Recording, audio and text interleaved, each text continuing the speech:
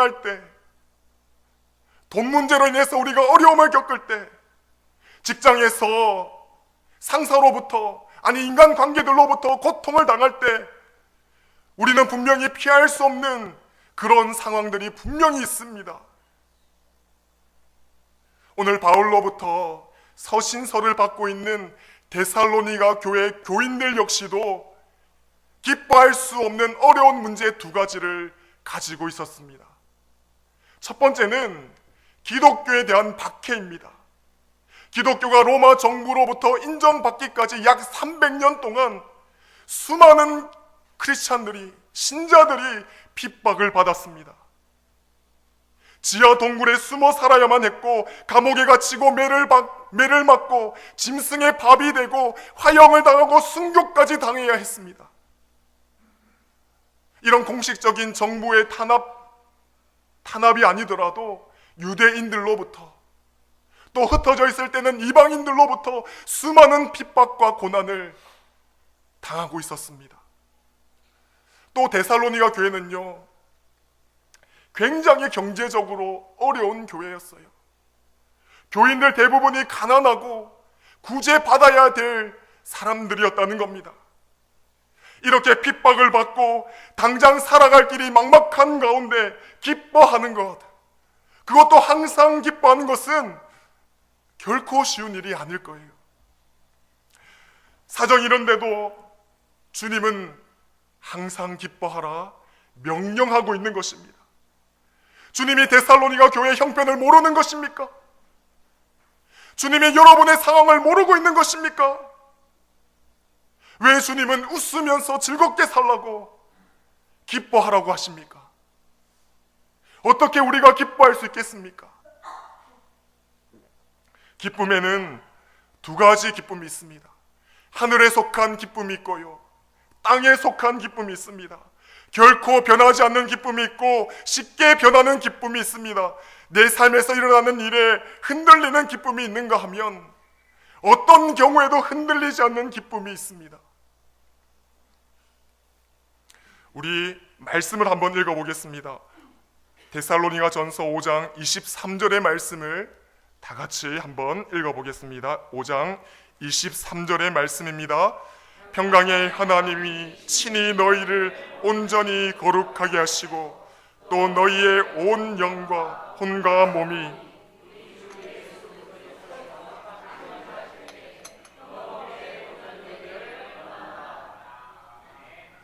여러분, 우리의 힘으로는 온전한 기쁨을 누릴 수가 없어요. 우리의 노력으로는 이것을 이루어낼 수 없습니다. 그래서 지금 바울이 말하고 있는 거예요. 평강의 하나님이 친히 너희를 온전히 거룩하게 하시고 주 예수 그리스도께서 강림하실 때, 여러분, 이 말이 무엇입니까? 하나님이 하신다는 거예요. 그리고 하나님을 바라보라는 것입니다.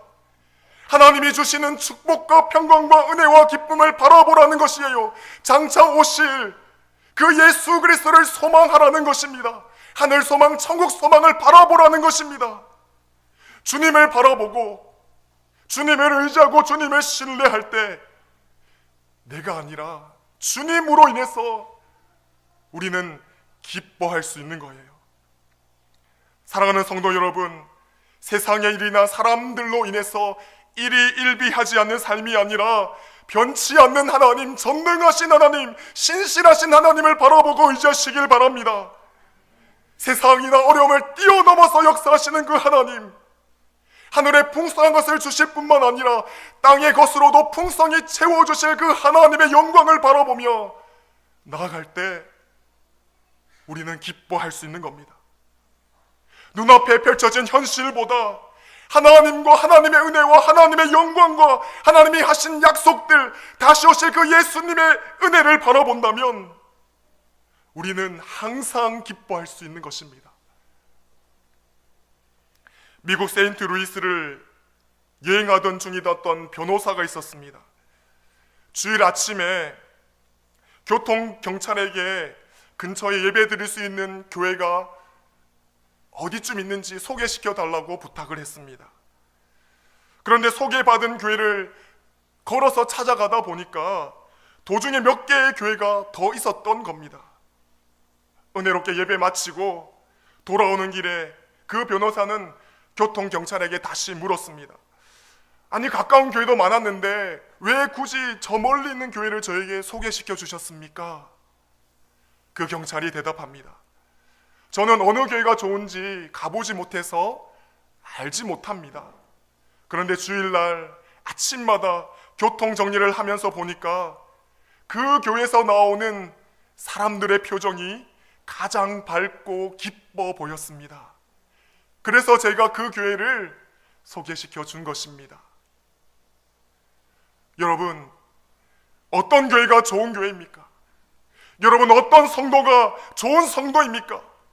예배 마치고 나오는 교인의 얼굴에 기쁨이 있고 감사가 있고 찬양이 있다면 그 교회는 좋은 교회고 그 교회 다니는 성도는 좋은 성도들인 것입니다. 여러분, 기뻐하십시오. 즐거워하십시오. 여러분, 웃으시길 바랍니다. 특별히 예배 마치고 돌아가시는 그 길에 웃으십시오. 그러면 우리 교회가 좋은 교회로 소문나게 될 것입니다. 사람들이 우리의 표정을 보고 이 교회는 좋은 교회구나, 기쁨이 넘치는 교회이구나, 그래서 우리 교회로 찾아오게 될 것입니다. 항상 웃으시길 바랍니다. 기뻐하시길 바랍니다. 그래야 우리 교회가 영광이 되고 저와 여러분에게도 영광이 된다는 것을 기억하시길 바랍니다. 두 번째로, 성도는 쉬지 않고 기도해야 합니다. 앞에서와 마찬가지로 여기서도 중요한 단어가 무엇이냐면 쉬지 않고 기도하는 거예요. 쉬지 않고란 말은 무엇이냐면 끊임없이 지속적으로 중단하지 않고라는 뜻입니다. 그런데 어떻게 사람이 쉬지 않고 계속해서 기도할 수 있을까요? 일을 하지 않거나 매일 놀기만 하는 사람들 외에는 쉰다는 것은 너무나도 필요합니다. 기도 많이 하시는 분들도 때로는 쉴 필요가 있는 것이지요. 그런데 오늘 본문은 쉬지 말라고 하는 겁니다. 이 본문을 통해서 우리가 우선적으로 알아야 할 것이 하나가 있는데, 기도라는 것이 일이나 노동이 아니라는 겁니다.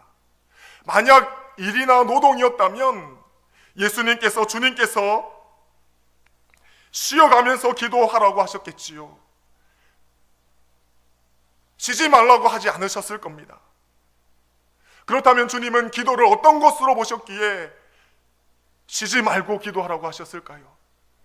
성경학자인 라이트푸드 박사는 이렇게 이야기합니다. 기도의 본질은 입술을 움직이는 데 있는 것이 아니라 하나님의 심장에 이르는 것이다. 기도의 본질은 하나님의 심장에 이르는 것입니다. 기도는 입술로 말만 하면 되는 것이 아니에요. 기도는 하나님의 마음과 우리의 마음이 만나는 것입니다. 기도는 일이 아니에요. 기도는 하나님과 사귐이고, 기도는 하나님과 인격적인 교제인 거예요. 하나님을 만나는 것이 기도인 것입니다. 기도는 하나님과 대화하는 거예요. 여러분, 하나님이 우리와 함께 하십니다. 임마누엘을, 예수 그리스도가 우리를 지켜주시고 보호하여 주시고 인도하여 주시고 늘 우리에게 갈 길을 앞서서 우리를 붙들어 주십니다. 여러분, 믿으십니까? 언제 어디서나 계시고 생활 속에서도 경험되어지는 임마누엘 하나님, 성령의 충만함을 누리는 성도는 하나님이 함께 하심을 확신하고 주님의 임재 속에서 살아가는 성도는 쉬지 않고 주님과 기도할 수 있는 거예요. 24시간 주님과 동행하고 주님 손을 붙들고 나아가는 성도는 내 안에 계신 성령님의 충만함을 누리고 주님과 날마다 인격적인 교제와 대화를 하는 성도는 24시간 날마다 주님과 기도하는 것입니다. 태평양을 항해하던 중에 배가 파손되어 20일간이나 뗏목을 타고 표류하다가 극적으로 구조된 사람이 있었습니다. 에디 리컨베커라는 선장과 그 배의 젊은 선원들이었습니다. 그들은 뜨거운 태양과 그로 인한 목마른 밤의 추위 그리고 상어 떼의 위협 속에서 바다를 표류하며 헤매었습니다. 이런 상황을 견디는 것도 2, 3일이지 그 이상이 넘어가면서 그들은 거의 죽을 지경으로 절망 가운데 있었습니다. 그런데 그 가운데서도 선장인 리컨베커는 이상할 정도로 흔들림 없고 매사에 긍정적이었던 겁니다. 젊은 선원들은 이제 다 죽었다고 난리치는데 그는 긍정적이었습니다. 선장의 이런 모습을 알고 보니까 이유가 있었던 거예요. 그는 하나님을 믿었던 겁니다. 물 가운데 지날 때 물이 침몰하지 못하고 불 가운데 지날 때 불이 거스르지 못하게 하시는 하나님을 의심 없이 믿고 있었기 때문입니다. 그는 그래서인지 처음부터 중얼거리면서 기도하면서 하나님 앞에 간구했던 겁니다. 그 응답 때문이었을까요? 하루는 갈매기가 날아와서 기도하느라 꼼짝 않고 있던 선장의 머리 위에 앉았습니다. 그들은 그 갈매기를 잡아서 자기의 굶주린 배를 채웠고요, 그 남은 것으로 미끼로 해서 낚시를 했고 물고기를 잡았습니다. 먹을 것이 계속 생겼습니다. 거기다가 비가 내려서 갈증도 해소됩니다. 뜨거운 불볕 더위도 잠시 피할 수 있게 되었습니다. 이런 것들이 일어나니까 젊은 선원들은 선장이 믿고 의지하는 그 하나님이 살아계신다는 것을 확신하게 되었던 겁니다. 선장이 믿는 하나님, 그 하나님을 그들도 믿고 용기를 가지고 버틸 수 있었던 것이죠. 그리고 2주가 더 지난 이후에 그들은 극적으로 구조받게 되었습니다. 신문 기자들이 어떻게 그 엄청난 공포와 역경과 배고픔과 뜨거움과 무서움과 초조함을 이겼느냐고 물었습니다. 선장의 대답은 단 한 문장이었습니다. 우리는 기도했습니다. 우리는 기도했습니다.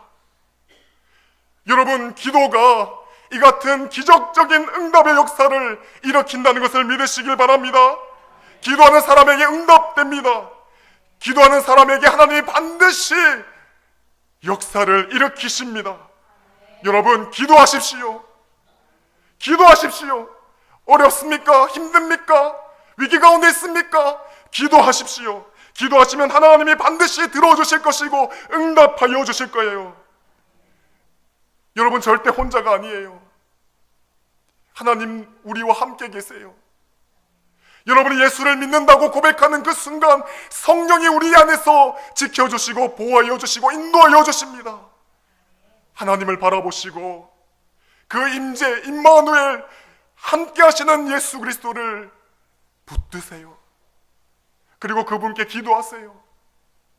그러면 그렇게 임재하시는 하나님을 붙들고 교제하다 보면 하나님의 역사가 여러분 삶 가운데 나타나게 될 것입니다. 놀라운 주님의 기적이 여러분 삶 가운데 일어나게 될 것입니다.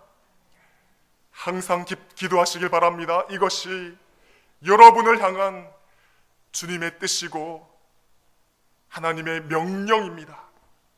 세 번째는 성도의 삶의 바른 자세, 세 번째는 범사에 감사하는 거예요.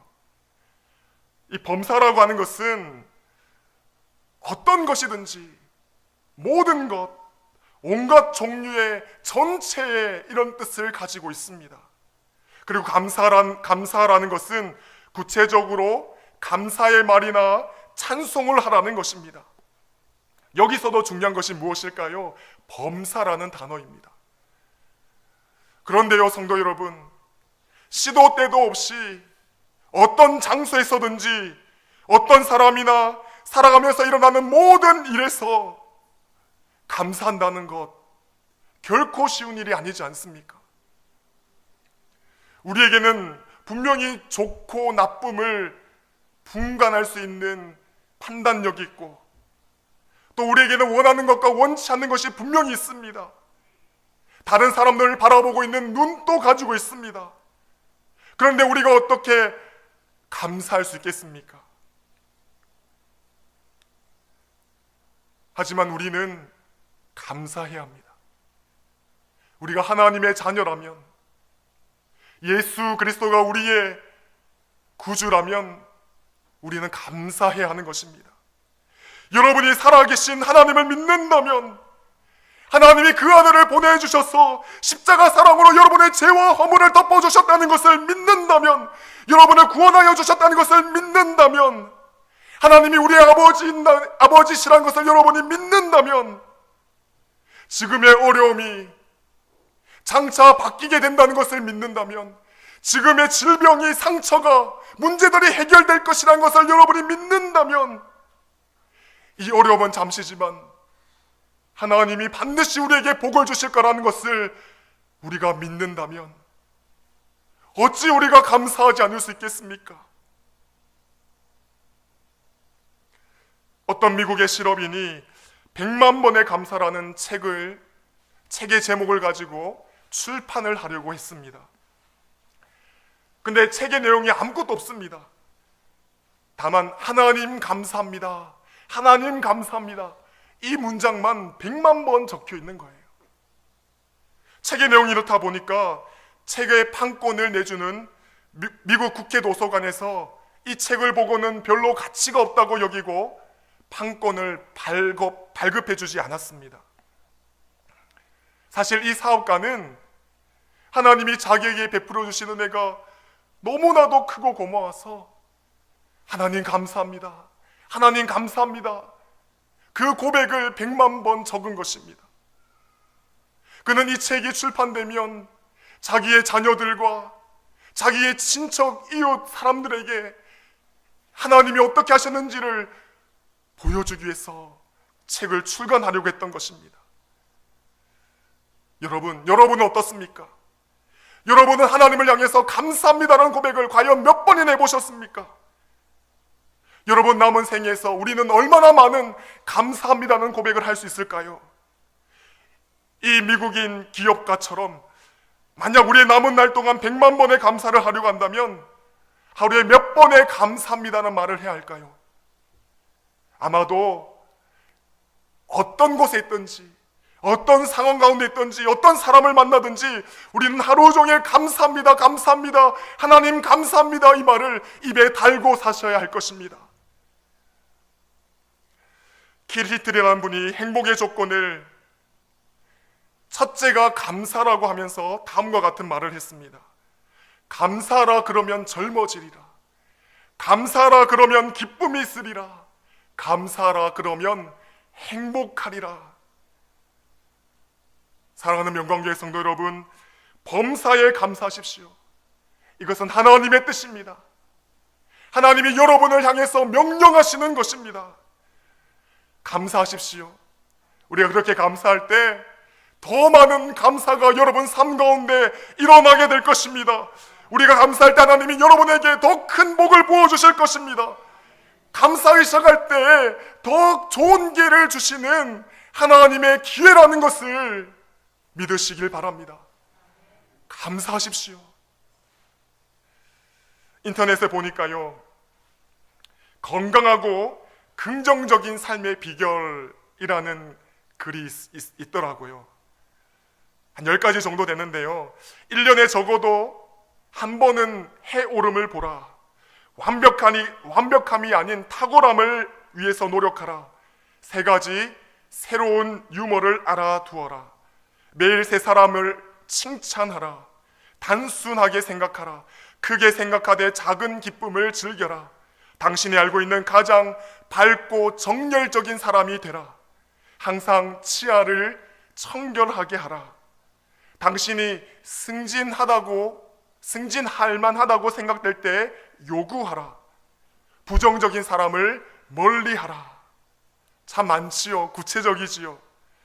그런데 오늘 본문은 뭐라고 이야기합니까? 이렇게 가지수가 많고 복잡한 것을 이야기하지 않습니다. 간단하게 3가지를 말합니다. 기뻐하라, 기도하라, 감사하라.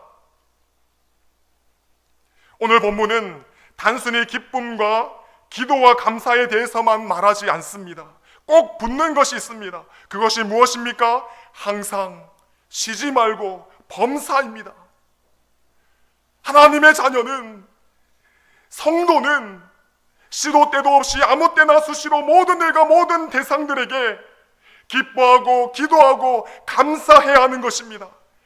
이것이 하나님의 백성이 가질 바른 자세, 바른 태도라고 말하고 있는 것입니다. 이 말씀을 제일 먼저 받았을 데살로니가 교회 성도들, 아마도 이 말씀을 순종하기가 쉽지 않았을 겁니다. 생각해 보십시오. 예수를 믿는 것 때문에 지금 고난이 닥쳐오고 있습니다. 핍박을 받고 있는 상황입니다. 죽을지도 모릅니다. 그리고 당장 먹을 것이 없어요. 먹고 살 길이 막막합니다. 그런데요, 그들은 이것이 예수 그리스도 안에 있는 성도들에게 주시는 하나님의 명령이고 뜻임을 알고 그것을 순종했습니다. 그들은 핍박과 고난 가운데서 기뻐했고 기도했고 감사했습니다. 그들은 극심한 가난 가운데 기뻐했고 기도했고 감사했습니다. 그 결과 그들은 주님 안에서 복된 축복을 누렸던 겁니다. 사랑하는 성도 여러분, 이렇게 사는 것은 오늘 여러분들을 향한 하나님의 뜻이고 하나님의 명령인 것입니다. 세상 사람들도 여러분 기쁘게 살려고 해요. 웃으려고 합니다. 긍정적으로 살려고 합니다. 그렇게 살아야 좋아질 거라는 것을 알고 있기 때문이죠. 세상의 이치가 그렇다면 하나님의 백성인 여러분들에게는 그 이상이지 않겠습니까? 그러므로 여러분 기뻐하십시오. 항상 기뻐하시길 바랍니다. 기도하십시오. 쉬지 말고 기도하시길 바랍니다. 감사하십시오. 범사에 감사하시길 바랍니다. 그럴 때 여러분은 주체할 수 없는 기쁨과 보다 깊은 기도의 세계와 감사가 풍성한 삶을 누리게 될 것입니다. 그 축복을 받으시는 여러분이 되시기를 주님의 이름으로 축원합니다. 기도하겠습니다. 하나님 아버지, 주님을 향한 뜻과 명령을 순종하기를 원합니다. 하나님을 믿는 백성의 삶의 태도를 가지기를 원합니다. 주님, 항상 기뻐하는 우리들 되게 하여 주십시오. 어려운 상황 속에서 주님 바라보며 하늘 소망 바라보며 감사하며 기뻐하는 우리들 되게 하여 주시옵소서. 주님, 예수 그리스도, 우리와 동행하시는 예수 그리스도로 인해서 쉬지 말고 기도하는 우리들 되게 하여 주시고, 주님이 주신 은혜 감격 가운데 어디서나 감사하는 우리들 되게 하여 주시옵소서. 하나님의 영광과 은혜와 풍성한 축복이 이렇게 살아가는 성도들에게 임하게 하여 주시옵소서. 감사드리며 우리 주 예수님의 이름으로 기도드립니다.